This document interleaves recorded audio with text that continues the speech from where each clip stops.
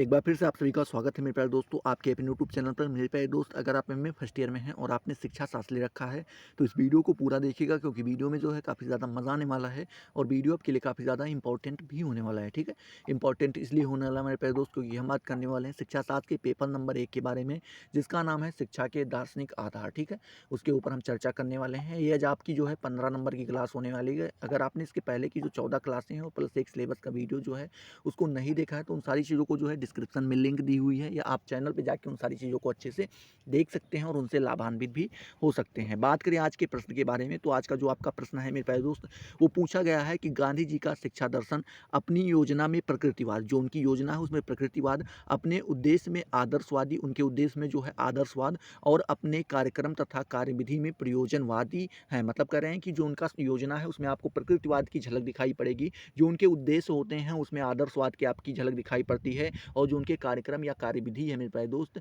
उसमें आपको प्रयोजनवादी की झलक दिखाई पड़ेगी। इसकी आपको क्या करना है, व्याख्या करना है। मान लीजिए प्रश्न को और घुमा के पूछना चाहे तो पूछ सकता है कि गांधी जी का शिक्षा दर्शन विभिन्न दर्शनों का एक समन्वय है। मतलब जितने भी दर्शन है उनका क्या है, उनको मिलाकर एक नया दर्शन बना है। इसको आपको सा उदाहरण व्याख्या बतानी कीजिए। ठीक है, मतलब यहाँ पे उदाहरण के साथ आपको ये चीज़ें समझानी होगी। यह प्रश्न को और भी घुमाना चाहे तो पूछ सकता है कि गांधी जी का शैक्षिक दर्शन आदर्शवाद, प्रयोजनवाद तथा प्रकृतिवाद का संश्लेषण है। मतलब उनको सम्मिलित करके बना हुआ है। आप इस कथन से कहाँ तक सहमत हैं, ये आपको क्या करना रहेगा, बताना रहेगा। ठीक है, बात करते हैं गांधी जी के शिक्षा दर्शन के बारे में। तो यहाँ पे लिखा गया है, गांधी जी ने राजनीति, ठीक है, समाज सुधार, सत्य और अहिंसा के क्षेत्रों में अति महान सफलताएं प्राप्त की हैं। बात करें इनके कारण शिक्षा सिद्धांत, क्या मेरे प्यारे दोस्त, इनके कारण शिक्षा सिद्धांत और व्यवहार को दी जाने वाली उनकी देन बहुत ही कम याद आती है। वास्तव में शैक्षिक विचारकों में उनका स्थान अति श्रेष्ठ है। मतलब कह रहे हैं जितने भी शैक्षिक विचारक हुए हैं उनका उनमें सब में इनका स्थान क्या रहा है, अति श्रेष्ठ रहा है। ठीक है, आगे लिखते हैं कि उन्होंने अपने जीवन के प्रारंभ में ही अनुभव कर लिया था कि सामाजिक, राजनीतिक, आर्थिक और राजनीतिक प्रगति का जो आधार होगा वो क्या होगी मेरे प्यारे दोस्त, शिक्षा होगी। ठीक है, आगे आपके डॉक्टर एम एस पटेल महोदय लिखते हैं, क्या लिखते हैं पटेल साहब, कि गांधी जी ने उन महान शिक्षकों और उपदेशकों के गौरवपूर्ण मंडलों में स्थान प्राप्त किया है। ठीक है, बात करते हैं उन्होंने शिक्षा के क्षेत्र में नव ज्योति दी है। नव ज्योति ज्योति का मतलब हुआ ये हुआ कि शिक्षा को क्या किया है, एक नया मोड़ देने का प्रयास किया है, उसको हम लोगों के सामने और अच्छे से खोलने का प्रयास किया है। बात करते हैं ग्रीन का कथन है, ग्रीन महोदय कहते हैं कि पेस्टोलॉजी आधुनिक शिक्षा दर्शन और व्यवहार का प्रारंभिक बिंदु है। जो पेस्टोलॉजी था वो क्या था, एक शिक्षा शास्त्री के साथ साथ एक दार्शनिक भी था जो पाश्चात्य से संबंधित था। ठीक है, तो वो क्या था कि शिक्षा आधुनिक शिक्षा सिद्धांत और व्यवहार का क्या था, प्रारंभिक बिंदु था। वहीं से क्या हुई थी, आधुनिक शिक्षा का सिद्धांत और व्यवहार का क्या हुआ था, प्रारंभ हुआ था। पेस्टोलॉजी से आपको देखने को मिलेगा। जहाँ तक पाश्चात्य शिक्षा का संबंध है यह बात सत्य हो सकती है। जहाँ तक अगर बात हम करें किसके, पाश्चात्य शिक्षा के बारे में, तो ये बात क्या हो जाती है, आपकी सत्य हो जाती है। गांधी जी के शिक्षा संबंधित विचारों का निष्पक्ष अध्ययन सिद्ध करता है। मतलब कह रहे गांधी जी के जो शिक्षा संबंधित विचार हुए हैं उनका जो है निष्पक्ष अध्ययन क्या करता है, सिद्ध करता है कि वे पूर्व में शिक्षा सिद्धांत और व्यवहार के प्रारंभिक बिंदु हैं। मतलब कह रहे हैं कि हमारा जो है मेरे प्यारे दोस्त, जो हमारा देश है उसमें शिक्षा सिद्धांत की बात करें और जो व्यवहार है तो उसका प्रारंभिक बिंदु हम किसे मान सकते हैं, तो वो जो है गांधी जी को मान सकते हैं, अगर हम निष्पक्ष अध्ययन करें तो। ठीक है, तो ये हमें सिद्ध हो जाएगा। बात करते हैं, अतः गांधी जी का शिक्षा में बहुत योगदान है। कितना है मेरे प्यारे दोस्त, बहुत ज़्यादा योगदान है। बात करते हैं, अगली हेडिंग आपको डालना होगा, शिक्षा दर्शन के आधारभूत सिद्धांत। कुछ सिद्धांत होते हैं शिक्षा दर्शन के, उसके बारे में जो गांधी जी ने दिए हैं। बात करते हैं गांधी जी के शिक्षा दर्शन के आधारभूत सिद्धांत निम्नलिखित हैं, कुछ यहाँ पे बताए गए हैं। पहला सिद्धांत ये बताया गया है कि शिक्षा को बालक को, क्या मेरे प्यारे दोस्त, शिक्षा को बालकों को बेरोजगारी से सुरक्षा प्रदान करानी चाहिए। मतलब कह रहे हैं कि यहाँ पे जो शिक्षा का कार्य हो जाता है वो ये हो जाता है कि बालक जो है बेरोजगार ना घूमे, उसको क्या करे, सुरक्षा प्रदान कराए। ठीक है, दूसरा यहाँ पे सिद्धांत बताते हैं कि बालक शिक्षा को बालक और बालिकाओं में निहित सभी मानव गुणों का विकास करना चाहिए। मतलब कह रहे हैं कि जो शिक्षा होती है वो बालक और बालिकाओं में जो निहित जितने भी मानव गुण होते हैं उनको क्या करना होता है, डेवलप करना होता है। तीसरा सिद्धांत बताते हैं कि संपूर्ण राष्ट्र के बालकों, क्या मैं भाई दोस्त, पूरे राष्ट्र के जो बालक हैं वो 7 वर्ष क्या मेरे प्यारे दोस्त 7 वर्ष से 14 वर्ष तक निःशुल्क और अनिवार्य शिक्षा दी जानी चाहिए। मतलब कह रहे हैं कि भारत देश के या कोई भी समाज है उसके जितने भी बालक हैं उनको क्या होना चाहिए, जितने भी बालक हैं 7 वर्ष से 14 वर्ष के बीच में, तो उन सभी को निःशुल्क शिक्षा मतलब बिना पैसा लिए शिक्षा देनी चाहिए और वो अनिवार्यतः सभी को देनी चाहिए, कंपल्सरी हो। ठीक है। बात करते हैं चौथे सिद्धांत के बारे में, तो उन्होंने बताया है कि शिक्षा का माध्यम मातृभाषा होनी चाहिए। मतलब कह रहे हैं अगर आप पढ़ा रहे हैं तो बालक को मातृभाषा में पढ़ाने का ज़्यादा प्रयास करें और सब भाषाओं में इनका स्थान प्रथम होना चाहिए। मतलब कह रहे हैं और भाषाओं की अपेक्षा देखें तो जो मातृभाषा होती है उसका स्थान क्या होना चाहिए, आपका प्रथम होना चाहिए, उसको प्रायोरिटी मिलनी चाहिए। ठीक है। बात करते हैं 5वें नंबर सिद्धांत के बारे में, तो उन्होंने लिखा है कि शिक्षा को बालक की आध्यात्मिक, मानसिक और शारीरिक शक्तियों को प्रोत्साहित करना चाहिए। क्या करना चाहिए मेरे पास दोस्त? प्रोत्साहित करना चाहिए। बात करते हैं छठे सिद्धांत के बारे में, तो शिक्षा को मानव व्यक्तित्व, शरीर, हृदय, मस्तिष्क और आत्मा का सामंजस्यपूर्ण विकास करना चाहिए। कैसा करना चाहिए मेरे पास दोस्त? सामंजस्यपूर्ण इन सभी चीज़ों का विकास करना चाहिए। मतलब ऐसा नहीं कि हृदय का विकास कर रहे हैं तो मस्तिष्क को भूल जाएँ, शरीर का विकास कर रहे हैं तो व्यक्तित्व को भूल जाएँ, सभी का जो है बराबर से विकास होना चाहिए। 7वां यहाँ पे बताते हैं कि शिक्षा को विद्यालय के प्रत्येक बालक, क्या मेरे प्यारे दोस्त, शिक्षा जो होती है उसको, शिक्षा को बालक के जितने भी शिक्षा को विद्यालय के जितने भी बालक हैं कि शक्तियों का उस समुदाय में, उस समुदाय के सामान्य हित के अनुसार जिसका कि वह सदस्य है, विकास करना चाहिए। मतलब कह रहे हैं कि जो बालक होते हैं, विद्यालय के जितने भी बालक हैं, बालकों के अंदर जो शक्तियाँ पाई जाती हैं, ठीक है? समुदाय में सामान्य हित, मतलब जिस समुदाय में वो रह रहे हैं उसके जो है सामान्य हित के लिए, ठीक है? तो जिसका वो सदस्य है उस समुदाय के बारे में बात किया जा रहा है, तो उसका विकास करना चाहिए, ठीक है? 8वां नंबर जो सिद्धांत यहाँ पे देते हैं वो कहते हैं कि समस्त शिक्षण, क्या मेरे प्यारे दोस्त, समस्त शिक्षण जीवन की वास्तविकता परिस्थितियों में किया जाना चाहिए। किसमें किया जाना चाहिए? तो वास्तविक परिस्थिति उसको उसके लिए क्रिएट करनी चाहिए। उस समय जो है आपको क्या करना चाहिए? शिक्षण जीवन बिताना चाहिए। ठीक है। बात करते हैं उनका संबंध सामाजिक और भौतिक वातावरण से होना चाहिए और उनका जो संबंध हो है उसको सामाजिक वातावरण के साथ साथ भौतिक वातावरण से भी क्या करना चाहिए? मिला के रखना चाहिए। ठीक है। 9वें नंबर सिद्धांत के बारे में बात करते हैं, तो लिखा गया है बालक को अपना ज्ञान सक्रिय रूप से प्राप्त करना चाहिए। कैसे मेरे प्यारे दोस्त? सक्रिय रूप से एक्टिव होकर के प्राप्त करना है। उसे उसका प्रयोग, क्या मेरे प्यारे दोस्त? उसे उसका प्रयोग सामाजिक वातावरण को समझने और उस पर अधिक उत्तम नियंत्रण करने के लिए करना चाहिए। मतलब कह रहे हैं कि उसका जो प्रयोग है ज्ञान का वो इसलिए करे कि वो जो जिस समाज में रह रहा है उस समाज के वातावरण को अच्छे से समझ सके और वहाँ पे अपना जीवन जो है अच्छे से यापन कर सके। 10वां जो सिद्धांत बताते हैं वो बताते हैं कि बालक की शिक्षा किसी लाभप्रद दस्तकारी, मतलब कह रहे हैं कि लाभप्रद दस्तकारी, ठीक है, के शिक्षण, क्या मेरे प्यारे दोस्त, के शिक्षण से प्रारंभ होनी चाहिए। ठीक है। और जिस समय उसका प्रशिक्षण प्रारंभ हो उसी समय से उसे उत्पादन करने योग्य बनाना चाहिए। मतलब कह रहे हैं कि उसका जो शिक्षण विधि होनी चाहिए उससे ये हो कि आगे चल के कोई लाभ हो, ठीक है, उससे वो कुछ कमा सके और अपना जो है जीवन यापन अच्छे से कर सके, तो इस प्रकार की उसको शिक्षा दी जानी चाहिए। अब यहाँ पे शिक्षा के अर्थ के बारे में बात करते हैं, तो गांधी जी की महत्वपूर्ण आकांक्षाओं में से एक आकांक्षा यह थी कि भारत का प्रत्येक व्यक्ति शिक्षित हो। वो क्या चाहते थे कि भारत के जितने भी व्यक्ति हैं वो क्या हों? शिक्षित हों। शिक्षित होने से उनका अभिप्राय यह नहीं था कि वह साक्षर हों, ठीक है? वो ये नहीं चाहते थे कि शिक्षित होने का मतलब ये कि वो लिखना पढ़ना जान जाएँ, बस वो शिक्षित हो गए, ऐसा नहीं मानते थे। वह साक्षरता को शिक्षा नहीं मानते थे, ठीक है? लिखना पढ़ना को वो शिक्षा नहीं मानते थे।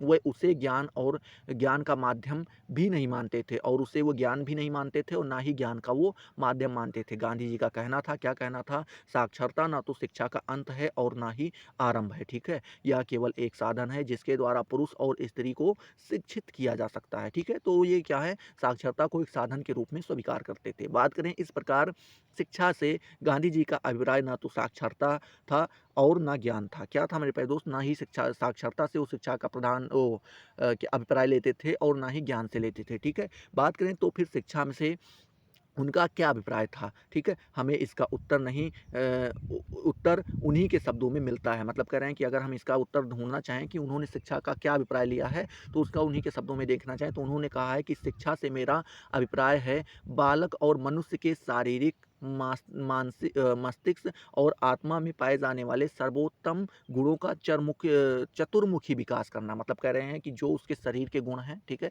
जो उसके मस्तिष्क के गुण हैं और जो उसके आत्मा के गुण हैं, उन सभी को जो है आप जब चारों तरफ से क्या कर देते हैं? विकसित कर देते हैं, डेवलप कर देते हैं, तो वही क्या हो जाती है? शिक्षा हो जाती है। ये भी वही चीज़ बताए हैं, बस शब्द थोड़ा क्या है? अलग हैं, ठीक है?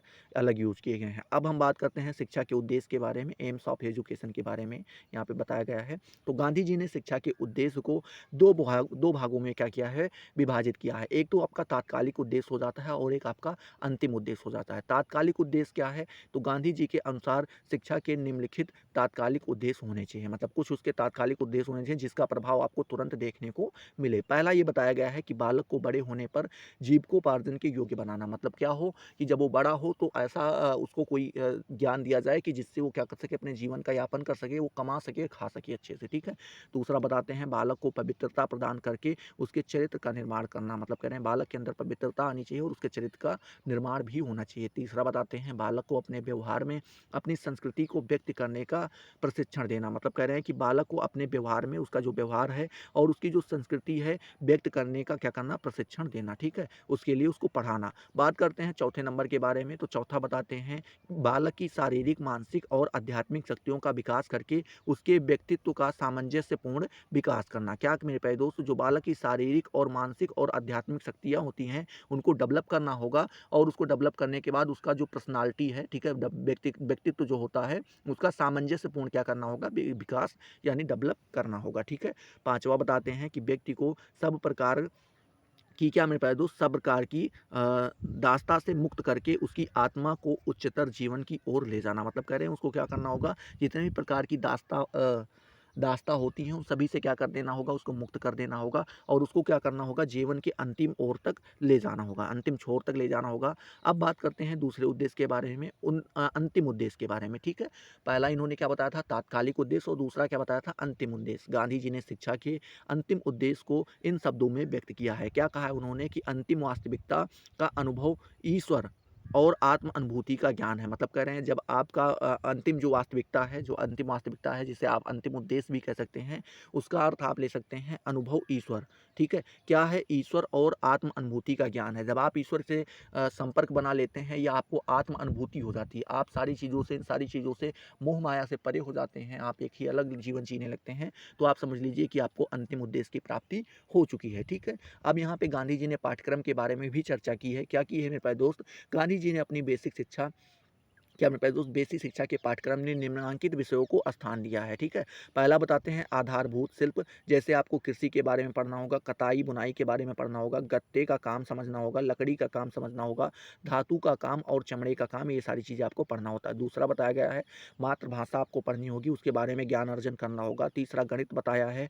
चौथा सामान्य विज्ञान बताया। सामान्य विज्ञान के अंतर्गत पहला जीव विज्ञान आ जाता है, दूसरा वनस्पति विज्ञान, तीसरा शरीर विज्ञान, चौथा रसायन विज्ञान, ठीक है। उसके बाद पाँचवा आपका स्वास्थ्य विज्ञान, छठा आपका प्रकृति विज्ञान, सातवां आपका भौतिक विज्ञान और आठवां आपका नक्षत्र विज्ञान के बारे में आपको जानकारी प्राप्त करनी होगी, ठीक है। पांचवा विषय जो बताते हैं उसमें बताते हैं कला, ड्राइंग और संगीत के बारे में भी आपको समझना होगा, ठीक है। कला, ड्राइंग के बारे में भी आपको ज्ञान होना चाहिए, संगीत के बारे में भी आपको ज्ञान होना चाहिए। छठा वो बताते हैं सामाजिक अध्ययन में आपको पढ़ना होगा, इतिहास के बारे में, भूगोल के बारे में और नागरिक शास्त्र के बारे में आपको पढ़ना होगा।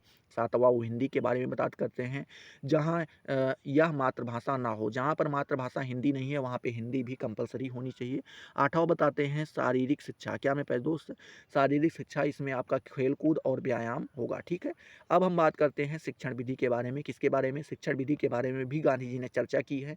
गांधी जी ने अपनी बेसिक शिक्षा के पाठ्यक्रम में कुछ प्रमुख शिक्षण विधियों का उल्लेख किया है, ठीक है। कुछ शिक्षण विधियाँ बताते हैं। जाकिर हुसैन समिति के अनुसार बात करें तो गांधी जी ने अपनी शिक्षण विधि में सहयोगी क्रिया, क्या मेरे प्यारे दोस्त, सहयोगी क्रिया, उसके बाद नियोजन, ठीक है। क्या मेरे प्यारे दोस्त, नियोजन, यथार्थता, उसके बाद पहल कदमी, ठीक है, क्या, पहल कदमी और उत्तरदायित्व पर बल दिया है। क्या बताते हैं कि जो आपके गांधी जी थे, उन्होंने क्या किया था, अपनी जो शिक्षण विधि थी उसमें उन्होंने सहयोगी क्रिया, मतलब आप सहयोग, किसी का सहारा लेके के किसी चीज़ के बारे में समझ सकते हैं, ठीक है। दूसरा नियोजन, मतलब कि आप क्या कर सकते हैं, किसी के बारे में पढ़ सकते हैं। यथार्थता, किसी के बारे में यथार्थता जान सकते हैं। पहलकदमी, ठीक है, मतलब आप कोई पहल जारी करके किसी के बारे में किसी को दे सकते हैं और उत्तरदायित्व के बल पे जो है आप किसी को समझा सकते हैं या पढ़ा सकते हैं, ठीक है। बात करते हैं उपयुक्त के अतिरिक्त जिन अन्य सिद्धांतों को गांधी जी ने अपनी शिक्षण विधि में स्थान दिया है वह दृष्टव्य है। यहाँ पे बताया गया, पहला उन्होंने बताया है कि लिखना, क्या मैं पहले दो, लिखना सीखने का, सीखने से पहले पढ़ना क्या मतलब कह रहे हैं कि लिखना सीखना चाहते हो तो उससे पहले आपको पढ़ना सीखना होगा, ठीक है? और वर्णमाला के अक्षर सीखने से पहले ड्राइंग सीखना होगा। मतलब कह रहे हैं कि अगर आप वर्णमाला अक्षर पढ़ना चाहते हो तो उससे पहले आपको ड्राइंग करना आना चाहिए, ठीक है? करके सीखने पर वो बल देते हैं। तीसरा बताते हैं अनुभव द्वारा सीखना, ये भी एक उनकी जो है क्या है मेरे पास दोस्त विधि ही है। ठीक है, शिक्षण विधि है। चौथा वो बताते हैं कि सीखने की प्रक्रिया में समन्वय, ये आपकी चौथी विधि हो जाती है, ठीक है। आगे बात करते हैं तो लिखा गया है उपयुक्त के अतिरिक्त, क्या मेरे प्यारे दोस्त, उपयुक्त के अतिरिक्त महात्मा गांधी का कथन व्याख्यान और प्रश्नोत्तर विधि के महत्व को स्वीकार करते थे, ठीक है। क्या मेरे प्यारे दोस्त, किसी भी चीज़ के बारे में आप व्याख्यान कर रहे हैं, उसके बारे में बता रहे हैं या फिर आप प्रश्नोत्तरी करा रहे हैं, तो इस चीज़ को गांधी जी क्या करते थे, एक्सेप्ट करते थे। बात करें उपनिषद एवं वेदांत द्वारा प्रतिपादित श्रवण मनन और निधिध्यासन, क्या मैं कह दूँ निध्यासन की विधियों में भी उनका विश्वास था। मतलब कह रहे हैं कि जो आपके उपनिषद और वेदांत में विधियाँ प्रदान होती हैं, पहले श्रवण करना, फिर मनन करना, फिर निध्यासन करना, निधिध्यासन करना, ठीक है? ये विधियों पर भी क्या करते थे, गांधी जी अपना बल देते थे।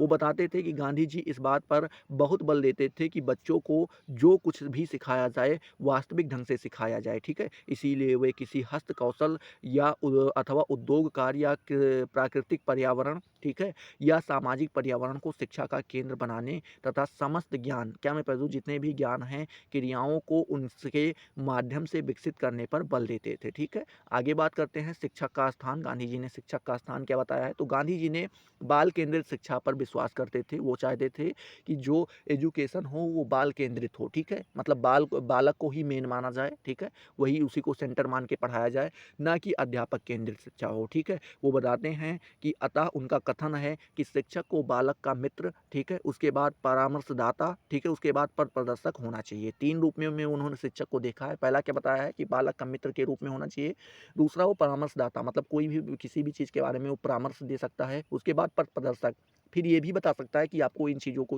अगर प्राप्त करना है तो कैसे आप इन चीज़ों को प्राप्त कर सकते हैं, कैसे अचीव कर सकते हैं, ठीक है। बात करते हैं उसे मैत्रीपूर्ण ढंग से बालक के, क्या मेरे प्यारे दोस्त, उसे मैत्रीपूर्ण ढंग से बालक के मनोभावों के प्रति प्रतिक्रिया करनी चाहिए। मतलब कह रहे हैं कि जैसे एक मित्र जो है अपने मित्र के मनोभाव को समझता है, उसके बाद फिर उसके बातों पर जो है क्या करता है, प्रतिक्रिया करता है, ठीक उसी प्रकार से शिक्षक को भी करना चाहिए, ठीक है।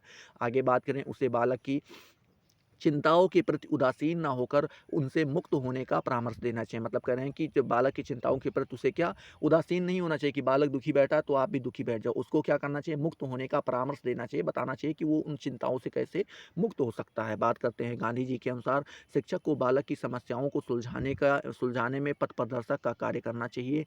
इस प्रकार गांधी जी ने जिस विद्यालय की कल्पना की है उसमें शिक्षक के कार्य सामान्य विद्यालय के शिक्षक के कार्यों से बिल्कुल भिन्न है, ठीक है। ये कार्य क्या हो सकते हैं, इस संबंध में रंगा महोदय ने लिखा है, क्या लिखा है कि जो कार्य शिक्षक कर सकता है वह है, क्या है मेरे प्यारे दोस्त, प्रकाश स्तंभ, क्या प्रकाश स्तंभ, संकेत बोर्ड, ठीक है, संदर्भ पुस्तक, उसके बाद शब्दकोश, ठीक है, उसके बाद द्रावक और शिक्षा की जटिल प्रक्रिया को गति देने का कार्य शिक्षक कर सकता है, ठीक है। इतने सारे कार्य उन्होंने बताए, किसने बताया है, तो रंगा महोदय ने बताया है, ठीक है। अब हम बात करते हैं किसके बारे में, तो आगे लिखा गया है कि अतः गांधी जी की दृष्टि से अध्यापक को समाज का आदर्श व्यक्ति, ज्ञान का कुंज और सत्य आचरण करने वाला होना चाहिए, ठीक है। अब बात करते हैं अनुशासन के बारे में। गांधी जी ने जो है डिसिप्लिन के बारे में भी चर्चा की है।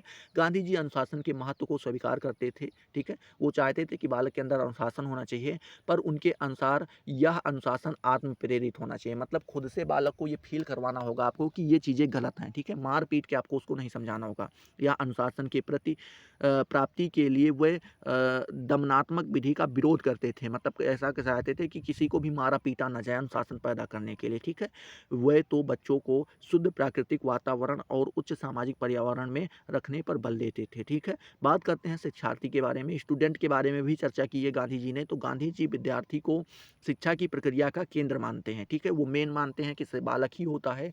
उनके विचार, क्या मेरे प्यारे दोस्त, उनके विचार से शिक्षार्थी को अनुशासित रहना चाहिए। कैसा होना चाहिए, अनुशासित रहना चाहिए, उसे ब्रह्मचर्य का पालन करना चाहिए। गांधी जी प्रारंभ से ही बच्चों में शारीरिक, मानसिक मानसिक और बौद्धिक, क्या मेरे प्यारे दोस्त, शारीरिक, मानसिक, बौद्धिक और आध्यात्मिक बल का विकास करने और उन्हें आत्मनिर्भर बनाने पर बल देते थे। ठीक है। अब बात करते हैं शिक्षा दर्शन का मूल्यांकन। शिक्षा दर्शन का मूल्यांकन यहाँ पे हम देखते हैं तो गांधी जी के शिक्षा दर्शन का मूल्यांकन करते हुए डॉक्टर एम एस पटेल ने लिखा है, पटेल महोदय ने लिखा है, क्या लिखा है कि गांधी जी के दर्शन का सावधानी से अध्ययन करने से ज्ञात होता है कि उनके शिक्षा दर्शन प्रकृतिवाद, आदर्शवाद, ठीक है, और प्रयोजनवाद एक दूसरे के विरोध ना होकर के पूरक हैं। यहाँ पे कह रहे हैं कि गांधी जी का दर्शन जब आप पढ़ेंगे तो वहाँ पे आपको ये लगेगा कि प्रकृतिवाद, आदर्शवाद और प्रयोजनवाद ये एक दूसरे के विरोधी नहीं है, क्या है, एक दूसरे के पूरक हैं। ठीक है। बात करते हैं आदर्शवाद, गांधी जी के दर्शन का आधार है, क्या मेरे प्यारे दोस्त, दर्शन का आधार है और प्रकृतिवाद, प्रयोजनवाद केवल उसके सहायक है। मतलब कह रहे हैं गांधी जी के जो दर्शन का आधार है वो क्या था, आदर्शवाद था,